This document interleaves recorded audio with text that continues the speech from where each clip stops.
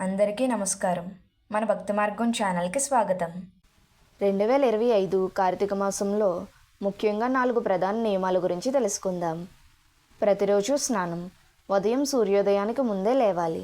సాధ్యమైనంత వరకు నది స్నానం చేయాలి. స్నానం తరువాత ఓం నమః శివాయ అంటూ జపం చేయడం మంచిది. దీపాదానం. ఉదయం ఇంటి దేవాలయాలలో తులసి చెట్టు దగ్గర దీపం వెలిగించాలి. సాయంత్రం రాత్రికి ముందు దీపం వెలిగించి ప్రార్థన చేయాలి. సోమవారం మరియు శనివారం రోజులు దీపారాధన ప్రత్యేకంగా చేయాలి. శివారాధన. ప్రతిరోజు ఓం నమః శివాయ అంటూ కనీసం 108 సార్లు జపం చేయాలి. శివలింగం వద్ద పూసలు, నైవేద్యం, పంచామృతం సమర్పించాలి.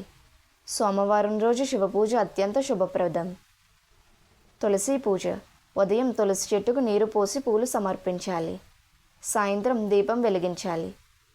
నవంబర్ 10, 11 తులసి వివాహం వేడుకల్లో భాగమై ఉంటుంది. అదనపు సూచనలు. ఆహారం. సాత్విక ఆహారం తీసుకోవాలి. నియమాలు. కోపం, అబద్ధం, ఇతరుల నింద, అసహనం మానాలి. పుణ్యకర్మలు. అన్నదానం, దీపాదానం, దుస్తుల దానం చేయడం శ్రేష్టం. ప్రతిరోజు స్నానం, శివారాధన, తులసి పూజ, దీపాదానం భజన క్రమంలో జరిగితే కార్తీక మాసం ద్వారా భౌతిక, మానసిక, ఆధ్యాత్మిక శుద్ధి పొందవచ్చు. ధన్యవాదములు.